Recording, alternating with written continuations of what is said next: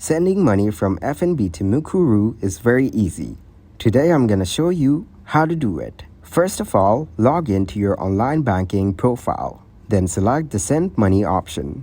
Also, select the Once Off option. Now, enter the cell phone number of the recipient. After that, enter the amount you would like to send. Check the account you want to send the money from, which is in the bottom right corner. If you would like to change the account, select the orange icon next to the account name. Also, you can check and confirm the transaction and enter your OTP. If you want to send money from your phone book, the first thing you need to do is log into your online banking profile and select the Send Money option from here as well. Then enter the amount you would like to pay the recipient. Now, select the account you would like to send from. Also, select Send, confirm, and enter the OTP. To add and save cell phone numbers in your phone book, select the Add option.